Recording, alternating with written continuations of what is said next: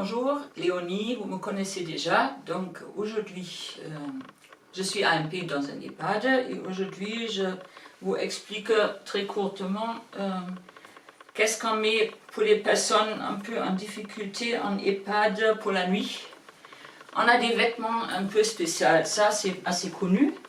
Ça c'est une chemise d'opéré, tous les hôpitaux ont ça. C'est l'avantage, il est ouvert derrière, il n'y a que des boutons à cliquer. Et surtout pour les patients, pour les résidents qui sont très douloureux, ça se met avant et ça ne gêne pas vraiment. C'est la préférence à mettre pour les personnes très douloureuses, atteintes d'un cancer ou avec des raideurs importantes pour la nuit. Donc ça, on a pas mal. Le deuxième type de résidents qui ont besoin d'un vêtement un peu spécial pour la nuit sont des personnes qui ont tendance de s'arracher les protections et mettre un peu les selles partout, qui est très embêtant pour les veilleurs ou les ASH le matin, lendemain.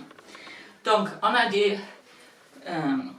pyjamas intégrales. Ça s'appelle en notre jargon un baby gros.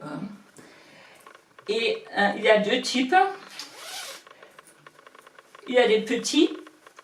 Il y a quelques résidents qui ont besoin de ça même pendant la journée parce qu'ils sont atteints d'une maladie Alzheimer.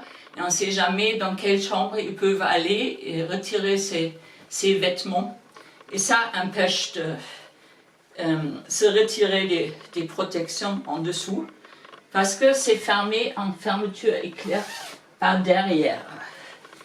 Si on achète des vêtements comme ça sur les sites internet, ne achetez jamais. Il y a un deuxième type qui a des fermetures entre les jambes. On a essayé ça, c'est pas bon du tout, ça se casse, ça coince les résidents, c'est pas bien du tout. Donc, si vous achetez des vêtements comme ça, que avec la fermeture éclair derrière. Et là, donc ça c'est le type qu'on peut mettre la nuit, qui est avec des manches longues et des jambes longues. Donc ça c'est que pour la nuit. Le petit, on met sous les vêtements de la journée. Ça ne se voit pas, mais ça protège le résident de se déshabiller. Voilà, ils ne sont pas donnés ces vêtements, donc il faut bien les soigner.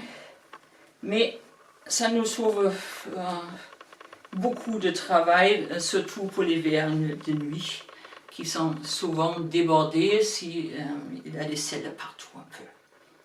Malheureusement, la maladie Alzheimer fait que des personnes qui sont gênées par leurs selles sont en tendance de se gratter ou mettre avec des mains, même au mur. C'est un des faits qui ne sont pas agréables, mais il faut les vivre en EHPAD. C'est heureusement pas tous les jours, mais en achetant ces vêtements, on peut éviter ça. Je vous remercie. Si vous voulez savoir un peu plus encore sur les soins et la vie en EHPAD, il y a toujours mon livre à acheter.